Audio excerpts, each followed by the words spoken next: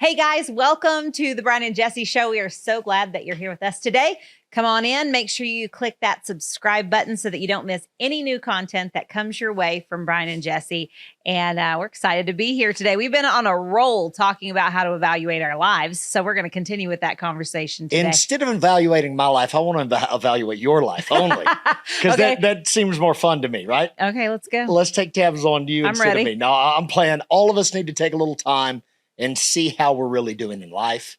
Life's hectic, man. We're at a part of our life right now. We've been married 23 years. You need to evaluate your pants situation. My pants and my socks. What's wrong with those? Those are tucked awesome. Up. Something's going on there. Yeah. Well, I keep the right leg tucked up because that's what all the cool kids are doing. Huh? Okay. So evaluating your life, like life gets hectic, it gets fast. We've been married 23 years. Yep. We pioneered a church. Went to college, pioneered a church. Man, we got traveling ministry. We do different business ventures as well. We had 3 wonderful children now. We still have them. We still have them. Yes. We're still raising them. So 17-year-old, 13-year-old, 11-year-old, fast and furious. They have needs. There's always responsibilities. Those kids have needs. Dogs are doing things like vomiting in their cages yesterday and using the bathroom in the cage while the guys clean the carpet from the dogs. Because they did that on the carpet. So we had the carpet cleaner there. Then the carpet cleaner made the dog so nervous that he did it in his cage. That he yacked everywhere. I'm selling a dog. If you'd like to buy a dog, you could hit me up at Lead Pastor on Twitter. So all this stuff's happening. And sometimes it's hard to stop and to get away from it and to look at how you're really doing. Yeah. And there's a difference. I've heard people say this. I think it's 100% true. There is a difference between working on it and working in it. Absolutely. I used to think that if we got older, we got more things under our belt, we had more money, we would be able to get away from it somehow and work on it easier. But it just seems like you just get more things to work in. Yeah. If you get after it and hustle, you create more things to take care of. Absolutely. And so it's a wonderful thing to have, to do, right? Yeah. Thank God God's increased us. He's helped us out. He stretched the cords of our tent. Like the Bible says, he increases you more and more, you and your family. But so we've been talking about how to step away from it and take a look at it. Really, it's taking inventory. It's what we're talking about. Yeah. Selah, David said, stop and pause and think about it. There are good times. I mean, like the beginning of the year is a great time to do this. The end of the year is a great time to do this. But also like any day that you haven't done it in a while is a good time to do this. 100%. I think people get stuck in those seasonal things where they have to do it then, but like the middle of summer is a great time to reevaluate. Like what's the end of the year going to look like in these areas, that kind of thing. What's worked for me. And I learned this, I forget the guy's name. He was the head of like the Southern Baptist bookstore back in the day. Hyatt is his last name, maybe? Something like that? Oh, well. You got me. I don't know. Okay, but he sells day planners and he's a real organized kind of guy, different than me. I mean, just like, it looks like he gets up and irons his sweater vest every morning, right? Before he goes down to the Baptist Bible bookstore. You don't do that? No, that's not my flow. So you didn't iron your new tropical shirt? Well, no, but I got this tropical shirt on because when you can't go somewhere tropical, you dress like this is what's happening on a live podcast is that you forget that your phone's on. Yeah, sorry. So here's what I think you do. I think you stop, you pause, you look at it. And here's the areas. There's 5 key areas we think you ought to take a look at. Hyatt talks about planning a week. And then when you get the week up, you plan the next day every night before you go to the next day, which is real helpful for me. Yeah. And then you evaluate the day. At the end of the day, what happened today? What got done? Right at the end of the week, you evaluate what went on during the week. Yes. What could you have done better? What did God really bless? And it's this idea of stopping and thinking about it. And it helps me when I follow his plan. I am a better human, and my sweater vests have awesome creases on them whenever I follow his plan. I'm really kind of like take the week and evaluate it and look at the next one. I do that a lot on Sunday nights. I take my stuff, and my nieces and nephews have stopped me before. Like, what are you doing right now? And I'm like, oh, I'm just working on the week, seeing what worked and what I need to do. Like that, it does help you to stop at the beginning of the week and just say, okay, what is this week going to look like? We give our 10th to God that morning. We're in church. We're cutting off a piece of our week saying, God, we want you to bless it. But I think just being intentional about sitting down and saying, hey, this is what we need to do. And also teaching your kids to do that, a good way to do it when they're small. It's worked for our family when they were small. We actually heard this from a pastor.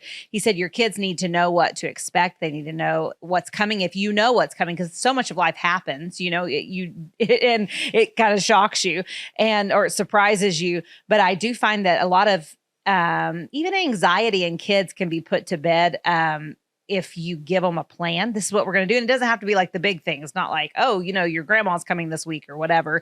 But just tomorrow we're going to get up and eat breakfast. We're going to do school in the morning at noon. That we're going to make sure that all of our chores are done. And we are going to make sure at night that we have this. But Dad has a prayer meeting, Mom has a worship practice, and then we're going to go to this movie if that's what you're doing that night, whatever, Yeah. But just like a basic, just little generic thing, especially if you're in a season where things are not super consistent, and life has a way of throwing you curveballs of time management that are new that you haven't seen before. And that has really helped our family and our kids. It's almost like with the kids, it's almost like when they're little. Our kids are older now.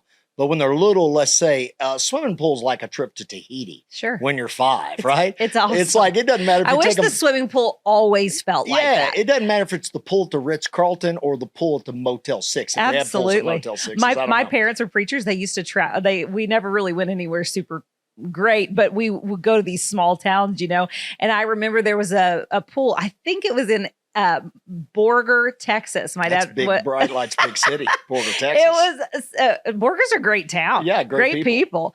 But I remember going there because we were doing like these weekly meetings, to kind of plant the church and get it started. And that one week, my parents were like, "We're going on vacation," and we like literally went to Borger, and it was a motel, and there was a dirty pool out there because West Texas is dirty. Wind's blowing, the dirt's always coming. And I think it was one of the most fun things my sisters and I had ever done in our lives. We had a blast. It's a trip to Tahiti. So like when you get ready to make the kid leave Tahiti, the best thing we found is like, hey kids, we give them a couple warnings. Yeah, 10-minute, right? 5-minute So it's warning. like, hey, in 10 minutes, we're out of here and they're okay. So then you come back, you give them one more shot. Last call, 5 minutes, we're out of here, kids. Yeah. And they're prepared. And then you get to time to go. It's like, time to go, let's go. And then they all hop out and you don't have to flop around and especially when they fall were like little toddlers, they wouldn't have like the meltdown of the century. Right. Because they had time to prepare. It's smart. It's a preparation. They're thinking about what's coming. And so we think you got to pause. You got to think about what's coming. You need some planning. We've talked about the big areas already in previous podcasts. We talked about faith. We talked about family. We talked about finance last time. Mm-hmm. These are the things I think that make you or break you. I've seen it as a pastor. We pioneered our first church in 2004. We were senior pastors up. We were in ministry before that. Yeah. Coming up 19, it's 19 years right now. Yeah, it's coming crazy. Coming up 20 next year since we've been senior pastors. But these are the things that make and break. Faith, I think family, I think finance, I think fitness. That's good. Is very big. And when we talk about fitness, now I'm going to give the listeners a plan on how to. No. I'm giving them a plan on how I keep my six pack intact and how I keep this fabulous fit body going and rocking. And if they follow me online at pastorfitness.com, I'll hook them up with their own personal fitness plan, also a meal prep plan, also special powders that I sell that will bring out the animal in you. That's coming very quickly. So I don't even know what to do with this. When I'm talking about fitness, there's you look at yourself and there's physical fitness. Yeah. We've already talked about spiritual fitness when we talked about faith. Right? There's more than just your physical body, although it's very important. Your physical body's a big deal. I'm going to have to live in this thing. Yeah. You get one. You get one shot at it, and some people get a better one than others, and we don't get to choose that, right? All those genes. Yeah, all those genes and all those models. Don't you sometimes look at people and you're just like, God, I'm jealous of their genes? No, I preach for a friend, and you do too from time to time in Southern Illinois, right? Chad and Don Everett. They're so much better than us. Well, Chad's 6'8". He played like D1 ball or something. and Don is like just 2 inches shorter than Chad. And she was like a track star or something like that. And so I think she was volleyball. Was it volleyball? I don't know, but they're both college athletes. All I know is these people are beautiful. They're beautiful and they're tall and they're fit. Hey, shout out to our Everett. Yeah, we love Everett. She ought to send me an offering. But their children are also like all got that genetic blessing. Stunning. So these people, we go and preach for them. And like Chad's pulpit's up over my nose, this is Jessi, the deal, though. take the deal. God can't trust you with everything. Like if I had a tan, I wouldn't wear clothes. Yeah, that's why I pray for you every day. No. So the Lord knows, like you can't have everything. You'll be too full of yourself. No, if we looked like Chad and Don Everett, it would be over. I'd be the Lord couldn't trust us. What's funny is like even his kids are like that. They had their last child. Like I think we ran into him at the mall years ago. And they were pregnant with their kid, didn't know it was coming, thought they were done. Like the son of their old age. Had all these girls, kept having kids to try to have a boy. And God gave him a boy. Yeah, and the boys. But he was, I don't think they were trying to have a boy. They weren't trying to have anything. It was an accident. Yeah. Not that Lucas is an accident when he watches this when he grows up. Planned by God, Lucas. But so I would go over and preach for these guys. These guys are such like, they almost look like Nephilim, like angels bred with the daughters of God. I'm like sure they'll Genesis love that 5 analogy. or 6, half fallen angel, half human. So their little boy, Lucas. Like their muscle tone is even like otherworldly. Yeah, they work, they get after it. I mean, these If you want to hear about fitness, call these people, not people. us. But okay, the kid Lucas is like 2. All right, so Lucas looks like he's 8 when he's 2 years old. Yes, he's so does. big. So Chad gets up and goes to the bathroom. It's me and Lucas sitting at the table, and Lucas is like force feeding me French fries with his little blankie. Yeah, with his blankie, and he looks like he's 8 years old. And I'm sitting there with him, and all these people in the restaurant are like, "Would you do something with that 8-year-old stuffing those potatoes in your face?" And you're like, he's 2, but he's like Clifford the Red Dog, so right? Cute. Yeah, great people. But fitness. Let's talk about physical fitness.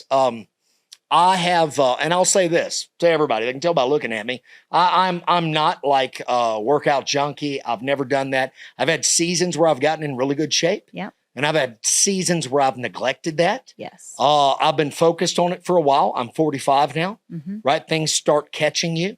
Went through, several years of high blood pressure. Yes. A lot of stress, a lot of, just life happens. Ministry happens.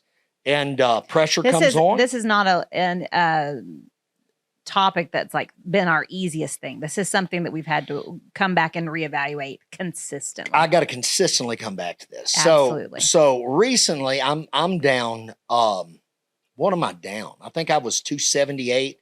Today I probably you're giving the number. I'll give the numbers. I don't care. Today I probably tipped the scale at 243 or 4. Hey, that's something like that. That's a good jump. Morning. I'm down 33, 34 pounds. Yeah. And so I'm working on it. And here's why I'm working on it. All right. I want to focus on that physical deal here. Everybody knows. We all know we need to lose weight. I mean, everybody that's if you're not physically fit, you're not mentally fit, or as spiritually fit as you can. I mean, like it affects your entire life. It affects how everything. You feel and how you respond and what you feel like doing, your energy level, everything, We're going to ride in this body. Right. Yeah. This is the vehicle. It also affects like how you can lead. It affects everything. Yeah. I'll tell you, I had a little aha moment talking to Aaron Antis. Aaron Antis, dear friend from Tulsa, Oklahoma. We serve on a missions board together. Great man. He's a home builder. He is a good man. Great man. Love him. Love his brother. Love the whole family. But Aaron lost like, I don't know, 60, 70, 80 pounds. A lot. Like that. A lot of weight. He looks like a different human. And he's kept it off now. It's probably been a year and a half, 2 years maybe. Yeah. So I'm like, Aaron, what snapped you out of this deal? Right? Because Aaron would kind of like call and talk to me about it because he could see I got a little puffier as a year. I got a little fluffy. Yeah. And so he's like, Brian. He's a good friend. He's like, let me think of all my friends that are a little fluffy. I'm calling my fluffy friends. See if I can help. It's Fluffy Friend Friday. It's where I encourage all my fluffy friends. He has it on the calendar. I promise you, he's that kind of guy. Okay. So he calls. He's like, listen, here's what I know. Don't you feel loved that he like put you down? I'm on Fluffy Friend Friday. There you go. So what he says is this. He says if I'm in space, I'm going to need a spacesuit. Yeah. And if my spacesuit breaks, I'm in trouble. I can no longer be in space. All right. Right now, I'm on the Earth, and I got to have an Earth suit. Now, I can only be on the Earth as long as this Earth suit is working. That's good. Right. Our spirit goes on after we die. So the spirit's riding in the body. But if I don't keep this body going, I lose my bodysuit. Right. I'm done parenting my children. I'm done being a husband to you. Wow. I'm done pastoring my church. I'm done evangelizing the lost. I'm done prophesying to the nation. I'm done I'm done. I can't be here. Yeah. Now, thank God, if you're born again Christian, you'll be with Jesus. But I don't think he'd be pleased with me if I show up before I'm supposed to be there because I wanted to supersize my French fries every time I went around, there you go. the Golden Arches. So I think it's a wake up call. And then you're looking, you're 45. I mean, I watched my dad die at 61. Massive heart attack. You were there. We watched him die of a massive heart attack, 61, and terrible day. Terrible day. He got a lot done. Here's what I realized. He got a lot done. He got a lot done, but years, we were very aware this is too soon. Like, why is he gone? It's like we needed so much more of him. Yeah, and how much more can you get done if you make it to 86 or 7? Sure. Instead of 61. So like I'm paying attention. I'm so much of it's diet. I think you ought to look. I mean, I think taking a look at what you look like 3 or 4 years ago. Now look at you now. Yeah. And how am I holding up? What am I doing with myself? What's going on? So I can take care of my physical fitness. Some of the happiest times I probably ever had in my life. Life was pretty simple, right? We had one church, one location. We're raising small kids. Our life was very regimented. Yes. Right? You get up, we knew exactly what we were doing every day. Yeah. I'm getting up, I'm praying at this time every day. Yeah. I'm going to the office from these hours to this hours. That's kind of my way, my flow that I like to be in. And we had mastered it. Like we were in a season, and I love those seasons where everything feels like it's like, I had like a meal plan for the whole month where we ate the same meal on Monday to, not Wednesday the same night's one, church night. But like we had the plan for the whole week. Every Monday we ate this, every Tuesday we ate this, you went to the gym at the same time every day. The kids were put down. They had nap time. They had feeding time. They had, all the things because they were small so I could control. I really love that type of like controlled environment. That makes me very happy. I was raised by a couple little bit hippies. Yeah. We didn't have a nap time. No bedtime. We didn't have a bedtime. We didn't have to wear shoes. And out of that came this this person who very much loves like a controlled environment. Like I very much value a bedtime, a certain, thing. And so God was really good to us in that season that he let us have just a steady time. And it was a very happy time because everything was a lot more simple. But I believe God calls us to more and equips us to implement those things even in the more, and we kind of got in a downward spiral there for a little while. Health. We took on, we weren't killing it in this area at all. Churches in two locations conveniently located 1,100 miles apart. Yeah, it was rough. And so we lived in DFW, right? We lived on American Airlines. And we lived that no matter where we were, someone wanted us to be somewhere else. You got two worlds pulling on you all the time. So the day that you would normally get your life together was the day you would travel, and the day you were here and you felt finally like, okay, I'm in the right place. Somebody wanted you back somewhere else, and somebody wanted you back somewhere else, and it was just a constant tug. So there were years that's the way it was, like 4 or 5 years. Yeah. And in the midst of that, there were the lockdowns. COVID. There was COVID, and we became a voice against the lockdowns at that time. Yeah. And that put us on planes more and on news all the time. And I let my health get out of control. Yeah. That's what happened. It was like, I kind of felt like the sky was falling, the world was cracked, it couldn't be replaced. And God kind of put me in a position to speak to what was happening nationally. And I started speaking and prophesying and proclaiming. And man, things were so chaotic then. I'm like, I don't know what's going to happen. I don't know if the nation's going to crumble and fall. I don't know if Jesus is going to come back. I don't know if somebody's going to put a bullet in my head for what I'm doing. Yeah. I mean, all those were realities. They were all real possibilities. They were real possibilities. And it went so far like that it's like, I woke up and I looked 60. I'm like, dear God, I don't look a day older than 60. I'm 45 years old. The funny thing is that I had been kind of increasingly ill before that, had some real trouble in my gut and things like that. And they put me back together surgically. I had like a quadruple surgery or something at one time. So at the same time, your health was falling apart. Mine was actually getting better. Like I was getting nutrients again and feeling stronger and healthier and taking care of myself in a different way. And that's the first time I think we ever flip-flopped because usually we are exactly 100 pounds apart. Yes. We are going down together. Jessi weighs 100 and I weigh 200 pounds. That's exactly what right. it is right now. It was funny because we kind of like, we had a, I think that's the good thing about God. He warns you about stuff like that. Like he told us through a prophetic voice right before that happened that it would be the first time that you and I would minister in different places on different things and be focused on different things, and that it was going to be okay. And I remember that being bringing me great peace. Gustavo Paez spoke that over our lives. This will be the first time that you haven't ministered side by side. You'll go on different lanes, but you'll be on the same road, kind of thing. And that gave me hope, because without hope, the heart's sick. Hope deferred makes the heart sick. And so God gave me a lot of peace through that, because I knew we were coming back. I knew we were going to make a comeback. Yeah. So making a comeback, we probably got a lot of people listening to us right now that they know they need to make a comeback physically. Yeah. Right. Because we all want to be there for our kids and our grandkids. Everybody wants that. And I want to be, I think about the older ministers, right? Think about older family members that mean so much to you. I think about my grandpa made it to 90 something, right? And it wasn't because of clean living and eating right. I'll tell you that much. He just made it by the grace of God. He meant so much to us. I think God gave us him. I think he gave us more years with your grandpa, because the first years weren't super fruitful. And I think everybody needed much more of him. Some time back. His sweet years were so sweet. So I think about family members that make it a long time. I think about ministers. I think about, like some of those old voices that have left the earth in the last few years, and how powerful they were. Absolutely. How much they impacted us all, and how some of them could have made it a little longer if they'd have taken better care of themselves. So I don't want to make that mistake. So there's people watching right now, listening. What do I do to work on my fitness? And I would say this. I think people say this and it rhymes, so that's probably what I said. Small tweaks can bring big peaks. Yeah. Right? It's little stuff. It's habit changes. A little habit changes, and you maybe don't have to focus on 55 of them at once. Maybe it's one thing. It's like, I'm not drinking pop or sweet tea anymore. Pop. Where you from, boy? Well, my dad was shipped off to military school with a bunch of Northeastern kids for being an outlaw. I'm from Texas. We say Coke. Y'all have Coke. We drink. Everybody else drank Coke where we grew up at, but we drank pop because Dad drank pop. Yeah. So we shouldn't drink either one. No more pop. No more tea. I'm cutting out Diet Cokes right now because I love them.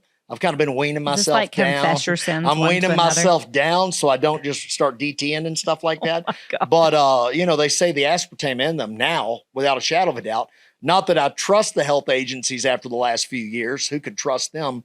But they say without a shadow of a doubt, it is a cancer-causing agent now. I feel like it's full force the truth. Yeah, well, you've been saying that to me for 15 years, right? So years ago, Brian, do you remember this? That you would always when we first got married, I would bring Diet Coke home and I would put it in the refrigerator for you.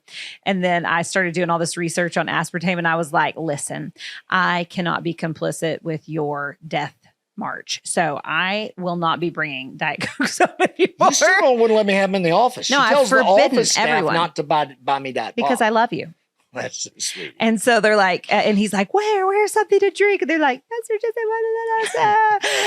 so I quit doing it because I thought, well, at least if he has to leave the house, go get it, he'll be less likely to drink as many, because it's effort to go out and get it. So I can't keep you from doing it, but I sure can enable you to win. Back then I was like, because goodness knows you've never grocery shopped. So I've never grocery shopped. It's like, of all the things I've quit, and now you got to give up Diet Pop. I mean, quit chewing, quit dipping, quit smoking, quit getting high, quit doing Coke, quit drinking whiskey. Now I can't even have a Diet Pop. Here's how you started on par with the rest of the world. Now we all have to give up. I'm back like normal humans, right?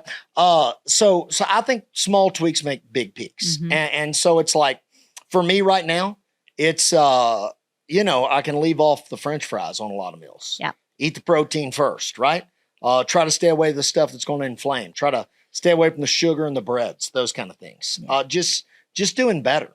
And when you do better, a lot happens. Yeah. I think so. One of the things that I've learned this year, we're just talking about things that we've learned in the fitness department, because every year I think you should learn, and I think your fitness should get better. Sure. But I was doing kind of hard workouts, really hard workouts. And I was just really giving myself no break. Like I was like pushing my body, and I had just recovered from a large surgery. We'd had a lot of stress, a lot of, and my doctor was like, could you please calm it down? Like, could you just do some gentle exercise every day or 3 or 4 times a week and not just try to beat your body into submission? Cause we grew up in the 90s, like in PE, whenever like you didn't get water till the practice was over, I mean, that's the guy we played team sports through that time. Early 90s. So to me, it's like not even a workout if you haven't just beat yourself into submission, And so, back in the we're going to run till somebody vomits. Yeah. Now, like you would get arrested for doing that to a kid or something. But I remember thinking, well, that's interesting. She said, your body is so stressed. You're just releasing like tons of cortisol. And I was like, oh, okay. So then I started doing a lot more gentle things, and it helped. And because I was gaining weight as I was working out that hard, and it started pulling in, my blood pressure was going up. So it was like, I need to bring all of that down. And sure enough, that helped. You have to know your body. You got to know what your body needs at the time. You've got to evaluate. You got to look for the best things, the best answers, the best people to help you with that. And not just, getting fit is not just about torturing yourself. There is some kind of like pain involved usually of either giving something up or no. And that's okay. We're big, and we push fasting and prayer, because we think when you pray, when you fast, when you give is part of scripture, it's New Testament, and we should go there. Right. 100%. So that we lead our people in that. But I think there's some kind of thought that like, if I'm going to get better, I just have to be miserable every day. And I don't think it's that. I think it's making those changes that do tell your body who the boss is, but also that brings great joy. Like your body getting better brings great joy to your life and a lot more peace and comfort and, less sickness, less disease. All of those things start to fall by the wayside as you get control of your diet and make sure that you are active, Well, when you're in better shape, you feel better. Yeah. Right. You feel better. You carry yourself a different way. And we aren't fitness gurus by any stretch of the imagination. So we constantly are having fit and we've been fat. Absolutely. And I can tell you, fit feels a lot better than fat. Fit feels better. Right. And it makes you faith fit for the battle ahead of you, where you're not just like, because sometimes you're just so tired, so fat, and so weary that, we've been there. So tired, so fat, so weary. You don't feel like doing anything. And really, you don't feel like fighting the fight of your life. You don't feel like, winning other people over to the things that will bless their life. You don't feel like being an encouragement to somebody. I've been so miserable at times. Just getting on a plane and having to sit by another human and have a conversation with them was just almost more than I could bear that day. That's not the version of myself that I want to be. There's a better us on the inside. We always say when we go to rest, because that is part of your fitness too, resting. And giving yourself rest and letting yourself rest and letting your mind rest and your spirit rest and all the things. That's one of the things we haven't even talked about is mental fitness. Your mental health is huge. And when you give yourself over to rest, you're giving yourself an ability to process things good. And you always say, when we go on a rest, that I'm ready to come back from vacation, that I'm fully rested, because I'll start to reach out to people and encourage them and even hear things from God as a Christian, like that voice saying, hey, talk to that person, love on them, be good to that person. They need encouragement today, and able to hear the voice of God clearer, able to like walk in my faith better. Everything changes whenever. Well, resting, it does. Resting makes you produce more. So like you look at the creation of the earth, God creates for 6 days. Yeah. We're talking about God here. We're not just talking about some man, some middle-aged man that's on the budgie side. We're talking about God. God, the Alpha, the Omega, the Aleph, the Tav, the beginning, the end, the one that holds it all together. The creator. The creator. God creates for 6 days, and on the seventh day, the Bible says he rests. And that became a standard in Judaism, and also you're not judged by it in Christianity, whether you keep a Sabbath or not, but the principle's there. It's a gift. It's a gift to you. It's not necessarily a law you keep. It is a law to the Jews, but it's a gift that seventh day you get to do what regenerates you and rests you. Land. It isn't the only time God rests either. I've been going through the Old Testament at the beginning of this year. Okay. And when you look at whenever God rested on the seventh day, people say, well, God rests on the seventh day, but that's not the only example of God resting. God's a regular rester because whenever he took the children of Israel out of the land of Egypt, he began to lead them through the wilderness and into the promised land. he says to them, don't worry about food. I'm going to bring manna every day except one. And I'm not cooking for you that day. So don't keep it on these 6 days because it'll rot. If you keep the manna that falls from heaven every morning, they had manna fall. And he says, don't keep it. And they kept it and it rotted. It's like humanity. We can't do the thing. We can never do it. They had to try it. And they had to try it. And then he says, now, but on that day, you keep it because the next day I won't be cooking on that day. Yeah, there was twice as much manna that fell that day, right? Yeah, I don't cook on the Sabbath. So keep the extra and it will not rot before the next morning. You can eat it that day. And he rests again. He shows them rest again. There's actually, I think, one more time in the Old Testament that we find God resting. And that was so encouraging to me to see that God didn't just rest because he had this massive undertaking of, the earth being created. But he actually is a regular rester and teaching us that rest is a gift to us. And that when we walk in that there's supernatural strength that comes to us. There's so much more creativity that flows in our life when we're fresh feeling. 100%. As pastors, right? Our pastoring's better. Our preaching and teaching is better. Yes. The way we parent is better. Yes. Right. You come into the house, you feel like trash. You've been on the road, everywhere. Like I come from across the ocean somewhere, been up jet lagged, walk in the house, kids say something stupid. You can go like crazy, right? Because you're not rested. You're all worn out. There's this one pastor I remember looking at whenever we were like in our 20s and he was on social media. And I would be like, Brian, every time this guy goes live, he's laying on the couch. And we would be like, why is he always laying on the couch? It's weird. I know now. And he would be like yelling at his kids while he's on live and like, hey, stop it. And then they would be, every time his kids or his wife would post a video, he's laying down. And I'm like, what's up with this dude? He's never up. And now we're in our 40s and I'm like, dude, I know why he's laying on the couch. Yeah, I know exactly why he was laying on the couch. Yeah, he'd preached in 3 cities in like a day and a half. He's getting it and done. He's back and he's trying to stay alive. The rest is powerful. I think you're more creative when you rest. I think you're a better version of you when you rest. I know I'm better when I do it. Even the Bible, they were commanded, the people of Israel, to let the ground rest, right? Every 7 years, the ground was to rest. There you go. And they didn't do it, right? They didn't obey the will of God. And we know now, listen, I'm an agriculture kid, was raised in the cattle business, grew up on a farm. There was something called crop rotation, where if you put the same crops on the same ground every year, right, you didn't let the ground rest, you're sucking the nutrients out for that crop begins to deplete and can't produce. Yeah. So they rotate the crops in a lot of the land. Like where I'm from, there'll be corn one year here, soybeans the next. They're letting it replenish. Well, God told the Hebrews back then, the Jews back then, every 7 years let it rest. They didn't do it. Yeah. And some of the captivity they were taken in is directly related to how long they disobeyed God in letting the land rest. Wow. Right. God, they did other things that had enemies come in and take them over. And then the land got to rest how many years they shorted God. Sure. Right. You're going to pay. The whole lesson in that is like, you're going to pay for not resting. One way or the other. Now or later. You can either rest your body or your body will rest you. That's exactly. That's it. That's it. I mean, that's the quote. You rest your body or your body will rest you.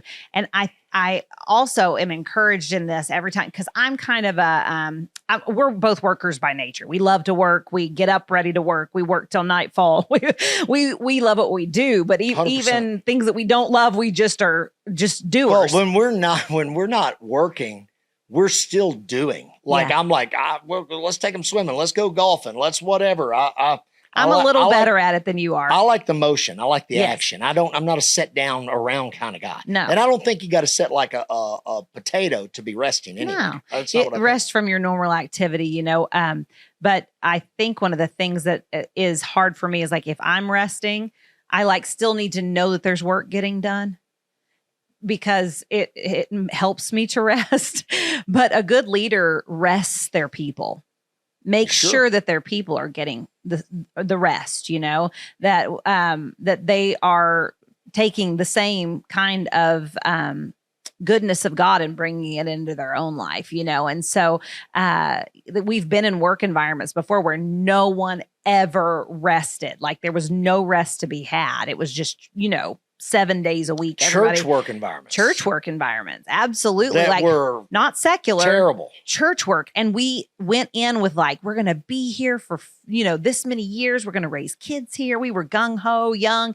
And I remember a man that was very wise. In fact, they had him to do all of the family marital counseling, all the things, because he was a very wise older gentleman that had, kids of a certain age and had been through a lot of life. And he looked at us and do you remember him saying this to us? And he said, whatever you do, get out of here before you have children. They will hate you. And I was like, what is happening right now? He literally just told me that before I have children that know what's happening, I need to get out of this environment because it's an energy sucking environment that will not be beneficial to my family. That was terrifying to me because I wanted to raise kids that loved Jesus, loved the church, loved us, wanted to come home. That was a big goal of ours. And so when he said that to me, I thought, man, we really have to reevaluate our work situation because I'm not sure that I'm ready for this, and that wasn't at all at the end the reason that I ended up moving jobs eventually, but we left and went and planted a church. Yeah, but if I had been able to stay there longer at the command of God, it would have concerned me deeply. And I knew when we planted a church that we didn't want that for our people. We wanted their families to be healthy and for them to be good, people of God that were strong and not swinging all the way over into laziness by any stretch of the imagination, but just having a good scheduled rest that is coming is great. I remember we had office hours. We had 5 days of Monday through Friday office hours, right? Wednesday night, we ran a youth group. I had a 24-hour prayer center I oversaw that was always going. Friday night church. We had Friday night church because that was the midweek was on Friday night, which was terrible because it was football season for high school football. I never got that, right? Because people like football there, so whatever. Tradition. But Friday night was their deal.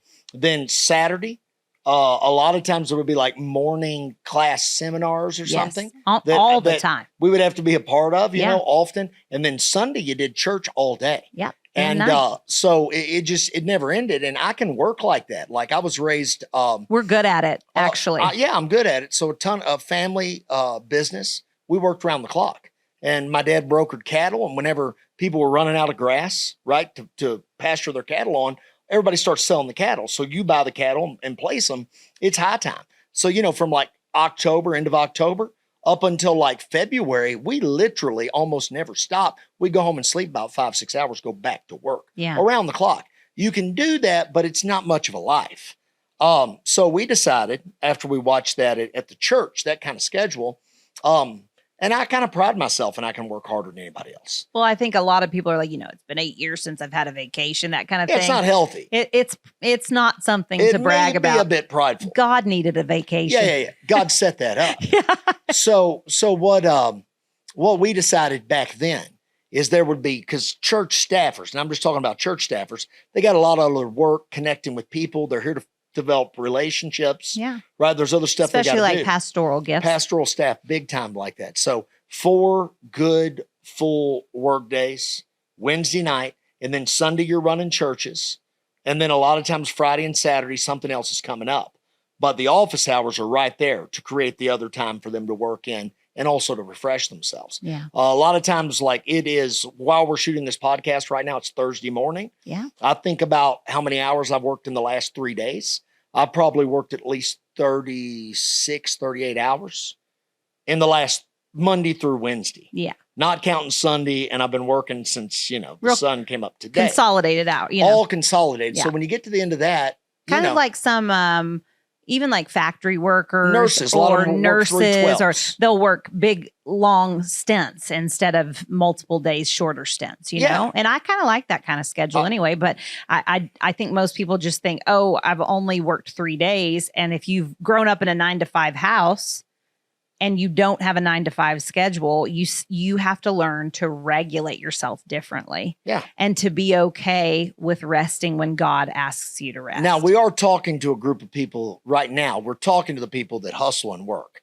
Well, of course, there's another message for a different group of people, right? We have a different I'm talking to the people that want to work 70, 80 hours a week and they're killing themselves. It's like, hey, all right, let's find a better flow here. There's another group of people you can't get to go to work now. Let's go there because this is the deal. If you never rest, you won't have mental or physical health.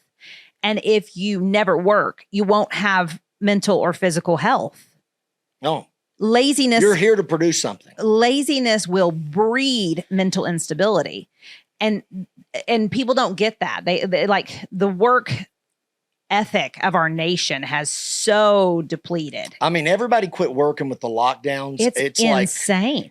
I mean, you go into cities and it's embarrassing. And you know, a lot of work went home, and we know what that means. Didn't Elon Musk go in and say, "Hey, you can go not work on somebody else's dime. Pretend you're working for someone else. You can pretend you're working for someone else. We're taking all the work back into the office." And I'm like, amen and amen. Like, I know some people that work from home are genuinely working, but let's all face it. If you're, I've worked from home with 3 children and 2 dogs and all the things in the house. It's not the same. It's not the same as having a very focused, consolidated. And I'm not big on everyone having to sit in an office for, 8 straight hours and have a phone on your desk and all the things. I think our whole world has moved on from that kind of prison, which I consider, I wouldn't like that kind of job, and somebody else may love that. That may be their jam, but we've moved along in that. And yet, doesn't necessarily seem like we're producing more. No. As a culture, we're depleting socially rapidly. We're losing our place in the in the international race. We're losing relational equity with each other and family members. We have told, when we try to get people to do certain jobs, like in the church, for instance, I was interviewing for a certain position, and I kept asking, I kept getting asked for this position. It was like more of a creative position. Well, we have church on Wednesday nights and we have church on Sundays, and so I kept getting asked, do I have to show up on Wednesday night? I'm like, do I have to come? Is that a part of my work hours? Let me just say this was a worship leader we were interviewing. And we have a church service, multiple worship on Wednesday leaders night where there is worship. Yeah. And they were asking if they didn't have to come. I don't really do Wednesdays. I don't do Wednesday. Wednesdays aren't my thing. I'm like, we talking about Wednesdays? Well, it's not your thing. It's God's thing. It's the service where we worship Him. So I really don't care if you do Wednesdays. I just want Wednesdays to be appropriate for Jesus. These people are too lazy. That's too lazy to be employed by the church of the living God. If you think of how this is my pet peeve, so let me just harp on it right here. If you think about how hard the job of the Levites was in the original temple. Oh, it's tough. And what kind of men God had to get to take fill care the of positions. The temple. I mean, these or people, the tabernacle when it's moving. Tabernacle. They have to set up and tear down the entire tabernacle as they move and follow the temple. I mean, and as they follow the sacrifices. Give me a second. Right. As they follow the pillar of cloud by day and the pillar of fire by night, they got to move when it doesn't matter if that's the day that they're tired. It's time to pick the temple up. God just moved. It's not like they get a choice of what days they do that. They have to be strong in body. And then they have to perform the temple sacrifice, which means they have to literally, without power tools, hack up animals. They're butchers. They're butchers going through bone and cartilage and all these things with these, God knows what kind of tools. I mean, and their bodies have to be strong. They have to carry things outside the camp that are heavy. They to just get rid of things that aren't okay. They have to make sure that all of these things are cut up and that they're in the right place, and they have to lift all of these. These men they got to handle it right, or they drop dead. They die if they mishandle the Ark of the Covenant. These are tough sons of guns. I'm telling you, this could be a new church workout manual we could sell around the world. It could be like Levite Fit, and it'd be kind of like CrossFit. But here's what you do. I have no room for laziness. You got to put up a tent, take God. down a tent every day, and then you got to butcher an animal. You got to beat it to death with a wiffle ball bat or something. Then you have to butcher it. Then you have to properly dispose of all of its entrails. I feel like PETA is coming. Come on, PETA. We'd love to have you at our service. PETA's on the way. I just look at it and I think there is I feel like if we just evaluated church staff across America, we would come up with maybe 1% of people that were left tough enough to actually fill a Levite. Man, I got to go to the gym to make this thing work for me. No, we got to. We better get to the gym. So laziness is one way to lose your physical and mental health, and not ever resting is also, so there's extremes. God has called us to a life where we answer to him and that we live in balance, and not in a balance like the world talks about, but like in a constant conversation with God about what's best. I'm already like, if you've already gone through the things that scripture tells you, and then asking the Holy Spirit to guide you on the rest. All of right. it, Last thing I want to talk about, we've talked about physical fitness. We've talked about mental rest, or rest really is what we talked about. But what about like just our mental state of well-being?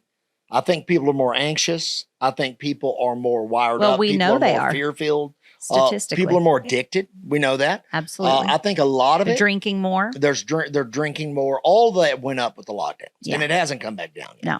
Right? It's where it is. I feel like we've been given a great, I don't know if it's a blessing or not. We've been given some technology that's made life easier in a lot of ways, but it's also kept us on around the clock. And I think that keeps the stress level up. Like you and I'll be laying in the bed and I'll be looking at the news, and I don't just watch regular news. I watch alternative platforms and whatnot. I'm watching everything, and I'm turning around and I'm telling you everything that's terrible in the world till like 11:30 at night. And what do I do? You're like, dear God, Brian, stop talking to me. Stop telling me the sky is falling. It's the hour of the apocalypse with dad is what the kids call it. This is what we've had to do our entire marriage. But we once had this wonderful old lady that was such a beautiful gift to my life, because you turn on and start working. And I'm kind of more of a night owl. You're more of an early morning person. But if there's going to be something negative, you're going to say it at night, or something that like just brings great stress. Something I want to accomplish. Yeah. So, but really, you want me to start working on it. So I feel the pressure. Get up. Let's go to work. It's 9:00. We're going to build an empire, Jessi. A system of hospitals. We'll build them across Africa. Jessi, we're building a news outlet. Let's get up. And he's talking about 5 years down the road, and I am talking about like, oh my gosh, he wants me to start work on this now, and I've got to create a team, and I feel this great obligation because I want us to win. Like I want our family to win. I'm in. Like I am all in. Let's go. But at 8:30 at night, my kids know that if they want a happy mother, it's time to leave me alone. I can't, I'm like, do you want a sweet mom tomorrow? Or would you like a grumpy mom? Like I need to shut down mentally. I've got to start like gearing down, or I won't sleep because I'm just that kind of personality. I can't. And I'll dream about it, and I'll be up all night and all the things. So we had this precious older lady that would give us counsel. And she said to Brian one day, it was genius. She's like, Brian, we're going to get you a notebook. And at 8:30, Jessi. It was 8:00. Was it 8? 8. At 8:00, Jessi gets to point at her watch and say, it's 8:00. And you say, I respect that. And you begin to write the thoughts that you have for the next day down. I couldn't bring up work or new ideas after 8:00. Yeah. And we still to this day, we try to implement. We did so good for like 10 years of our life, and it brought such peace. We should just go for it again starting today. Let's do it. It brought so much peace, because like if I'm going to watch something before bed, it's going to be something gentle. Brian's going to watch like, oh my gosh, the world just fell apart and they exploded this bomb and, all these things. But I will say just even the blue lights of the phones, bring stress to your mental health. Drinking brings stress. People do that to calm down, but it actually heightens anxiety and stress.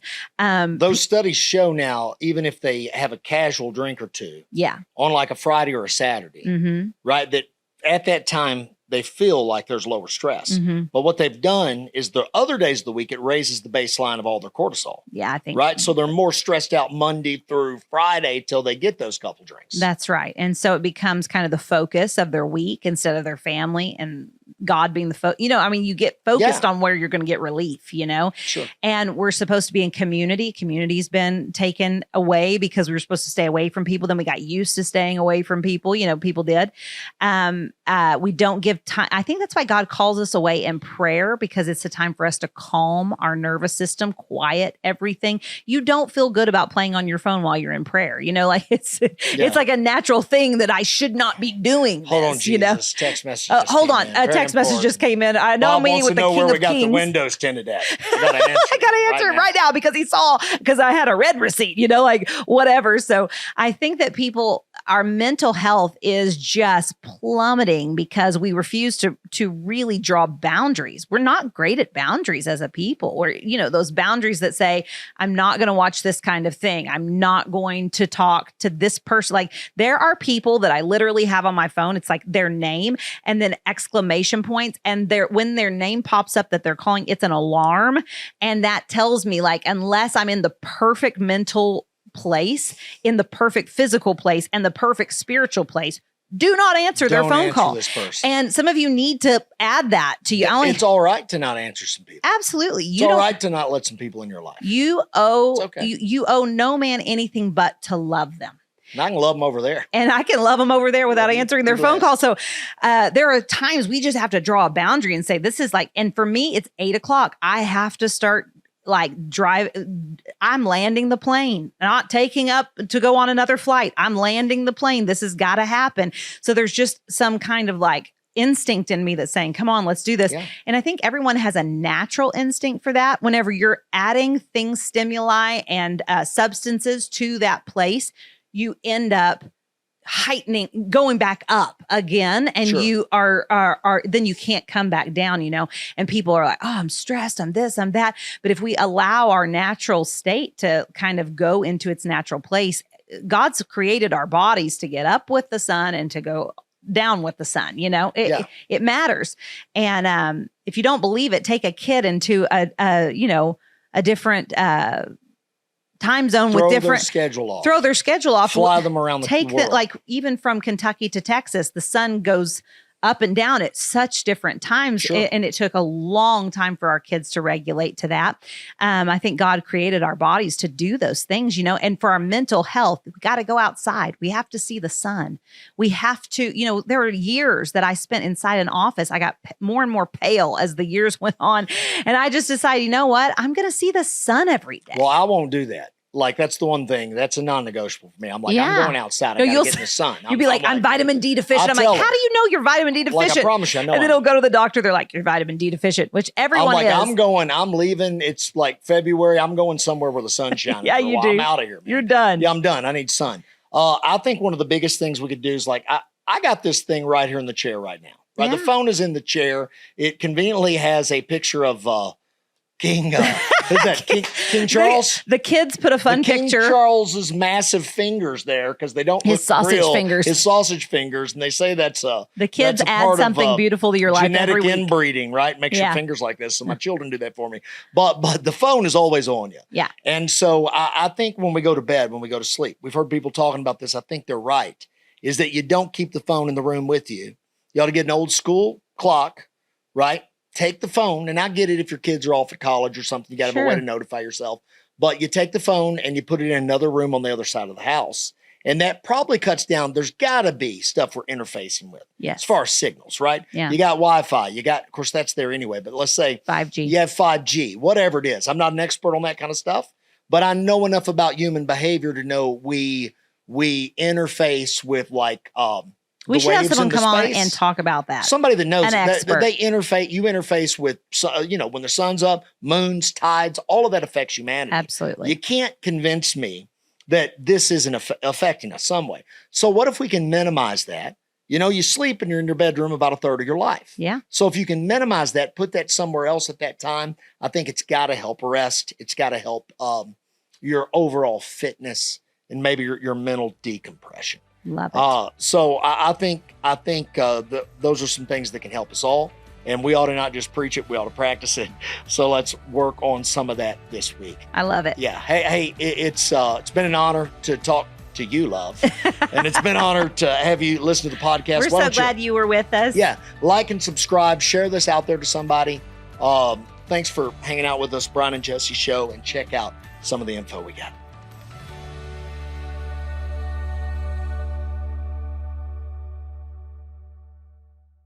Hey, my name's Brian Gibson. My wife Jessi and I are shooting this podcast together because we've been helping people in every area of their life for over 20-something years as pastors, and we want to do it on a daily basis and come to you live. Well, I will tell you this. There is nothing you can buy on MyPillow that wouldn't be a great gift. If you're doing Mother's Day, Father's Day, birthdays, you've got an aunt that has a graduation this right now. Any event is a great time for a MyPillow product. And I can't think of another business guy who's put his life, his name, his business on the line more than Mike Lindell. He's got pillows, he's got sheets, he's got slippers, he's got America running through his blood. You ought to support Mike anyway. I'm all for him. Make sure that you go to mypillow.com and use Gibson Podcast as your promo code to get your discount today and to support all that we're doing right here on our podcast. Well, not only do I go to the grocery store and buy food for my family at double the rate that I used to, but I see inflation all around me with friends and coworkers that are consistently, trying to find a way to save money, to find a new place to purchase this or to purchase that, because everywhere you go, things are higher. Gas, milk, eggs, every single thing that you touch, the price is so much different than it was just even a little over a year ago. People ask me often about investments. Where would they put their money? Where would it be safe? I have bought some precious metals, some gold, some silver, mainly because I understand that these things are happening. And I know as long as I have that, right in the book of Genesis, it said that God put gold in the hills of Havilah, and the gold of those hills was good. So I know that God calls gold good. I want to encourage you to go to bh-pm.com, bh-pm.com, schedule a consultation today, and tell them that the Gibson sent you. Before we let you go today, I want to mention our new book, Love Handles. You are going to love this. Something to hold on to for your life. Listen, if you are in the best marriage ever, you need the book. If you are in a marriage that's totally jacked up, you need the book. If you have a niece, a nephew, a grandchild that's about to get married, they need the book. And if you've been married 1,000 years, you need the book. And this is why we made it super easy to read. I'm getting testimonials from all over the place, all over the country saying, we read it in one night. We read it while our kids were at soccer practice. We read it in one day. It changed our life. It's great. 10 chapters to change your marriage. And I'm just telling you, you need this in your life because everyone's marriage can use a little help. And some of our marriages can use a lot of help. So we want to make sure and get this in your hand. Lovehandlesbook.com, lovehandlesbook.com. You can order it there. We would love for you to read it. Brian and I wrote it together from a male and female perspective, and it's going to change your life. Well, hey, I'm Pastor Brian Gibson. Thank you so much for listening to the Brian and Jessi Show. It's great to have you today. I'm Jessi, and we're so glad that you joined us. Don't miss the next one. We'll see you then.